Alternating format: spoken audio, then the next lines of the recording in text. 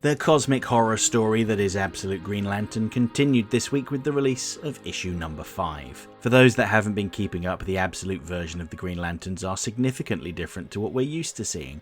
There's no intergalactic police force, no central power battery, or guardians of the universe. It's all very mysterious and at times quite frightening. One day, the sleepy town of Evergreen was sealed inside of an alien green bubble, and the citizens of the town were judged by the alien Abin Sur. It seemed to be incinerating the townspeople one by one. Some of the survivors were able to figure out that yellow objects could get through the green force field, and with gold objects, like the main character Jo's wedding ring, having a more powerful effect. When Jo and her friends Hal Jordan and Todd Rice confronted Abin Sur, asking it why it had been killing people, Abin Sur was confused. It wasn't killing people. It was cataloguing them with its cosmic personality test. However, when Jo's wedding ring came into contact with Abin Sur, something strange happened. Jo seemed to drain its power, and Abin Sur loudly proclaimed that she was an anomaly. Each issue of this series has taken place in both the present day, when Evergreen has been destroyed, and in the past. We had been led to believe that Hal Jordan was responsible for what happened to Evergreen, based on the fact that he now had a hideous power of his own. A black hand that drained other people's life essence from them. But it was Jo's interaction with Abin Sur, and that's where this issue picks up, with billionaire Hector Hammond and his crew rummaging through the wreckage, looking for things to salvage. They discover Todd Rice heavily wounded in the rubble of his father's coffee shop. It's a true testament to Hammond's character that when he hears one of his employees telling Todd to save his strength, he fires him on the spot and withholds treatment from Todd until he tells them everything he knows. We're shown that Hal Jordan confronted the wounded Abin Sur and shot him with his yellow bullets, and as a result of his violent act, he was cursed with the Black Hand. This is a very neat flip of the mainline Hal Jordan's origin, where he discovered the wounded Abin Sur and attempted to help him before being named as his successor as the Green Lantern for our space sector. But here, he is Abin Sur's executioner, and, in a way, his own. The Black Hand is not a gift, it's a punishment for the crime of murder, and Abin Sur turns into a pool of goop and melts away. The Black Hand seems to be channeled through the pistol, which is now a part of Hal's body, and I feel like there's some not so subtle commentary there about irresponsible gun ownership. Note that writer Al Ewing is a fellow Englishman, and we banned guns decades ago after a madman shot up a school in Dunblane. Once was once too often.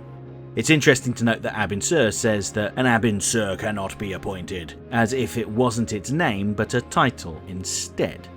It also asks how far out the world that is coming is, which is a callback to one of the notes on the Mirror Masters conspiracy board in the free Comic Book Day Absolute special. See, it's all starting to come together. That reference to the world to come has cropped up a few times recently. There's a film of the same name, and then there's the Black Panther series over at Marvel Comics, but it generally refers to an ideal future state that is imminent. In religious context, it's the afterlife. And I have to wonder what the world to come is in a universe where Darkseid is the lord of all things. And that's the sum of Todd Rice's knowledge. Now Hammond knows that the pool of black goop used to be Abin Sur, so he instructs his team to scoop him up and take him away for analysis. And I think, emphasis on think, that brings us up to the present day, after Hal was possessed by the Black Hand. That's where we find him in issue 1, wandering down the highway with people suspicious of what he had in his pocket. In the present day, while Hector Hammond is looting through the debris of Evergreen, Hal and Jo have come to blows. It's clear that the Black Hand is warping his mind, emboldening his negative emotions. Hal blames Jo for the destruction of Evergreen and the death of everyone in the town, even though they are all still alive. And you can tell that it's the Black Hand doing most of the speaking. There are brief moments where it seems like Jo is getting through to Hal, but unfortunately he wasn't able to clear his head. And it's interesting how the Black Hand seems to know exactly what to say to Jo to get her to fight. It accuses her of theft and demands that she removes her ring, indicating that her ring channels Abin Sur's power. Quelle surprise for Green Lantern fans, right? This causes Jo to think back to when she broke up with her wife. We don't see her face, but in a black and white flashback she remarks how she had been the one to buy the ring, the symbol of their love, and tells Jo to take it off, which provokes exactly the opposite reaction. And something very similar happens with Hal. Rather than persuading Jo to stand down, the two battle. It's very much a slugfest, with the two causing such a ruckus that they're visible from the ruins of Evergreen, and it's not just Hector Hammond that spots them. No, Abin Sur's Green Lantern symbol that fell from the sky seems to spring to life once Jo gets close enough to it. When Abin Sur was dying, he mentioned that Jo was an anomaly and that she would be hunted down. Is this what he's referring to? But that isn't the only surprising thing to happen. Hal and Jo's battle is brought to an immediate end when none other than John Stewart emerges from the lantern and tells the pair to be without fear, just as Abin Sur had. So this tells us that John has gone through some significant changes, as if his appearance didn't tell us that already. He glows a bright yellow and sits cross-legged as he flies through the air, making him seem very calm. Frankly, it all kind of feels a bit religious.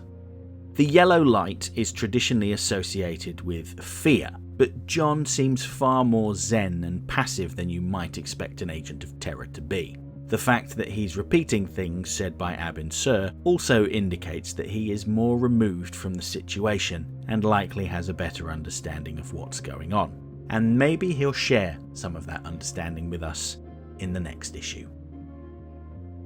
Absolute Green Lantern 5 is available now from all good comic shops. If you are based in the UK and don't have a comic shop near you, then you might want to use my affiliate link with the UK's biggest comic book retailer, Forbidden Planet. I have included a link in the pinned comment on this video. Alternatively, if the idea of hoarding a collection of comic books fills you with dread, I had to offload 8 boxes of stuff to make space for all my new comics.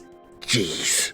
You may want to try getting a digital copy of the issue from Amazon. I also have an affiliate link with them, which you could use to help my channel out.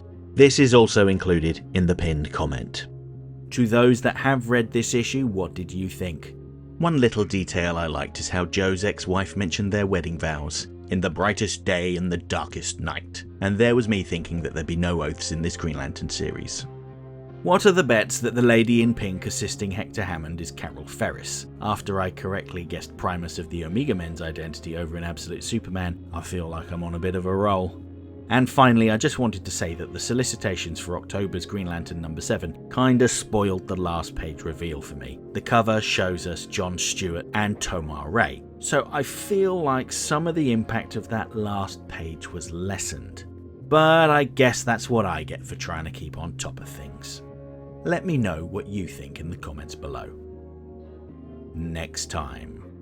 I'll be back on the week of the 20th of August for what I am unofficially calling Secret Origins Week, with a video looking at Absolute Batman number 11. This issue is billed as the secret origin of Absolute Bane, presumably to give us a little breather from the horrors of Arkham. Given how monstrous he is, I can't really imagine that this is going to be a pleasant read. And then after that, I'll also be talking about Absolute Flash number 6, which is another pleasant sidestep of a story that promises to tell us the tale of the Rogues, what they were up to before they got their powers, and how they came to join Project Olympus. Hope to see you then.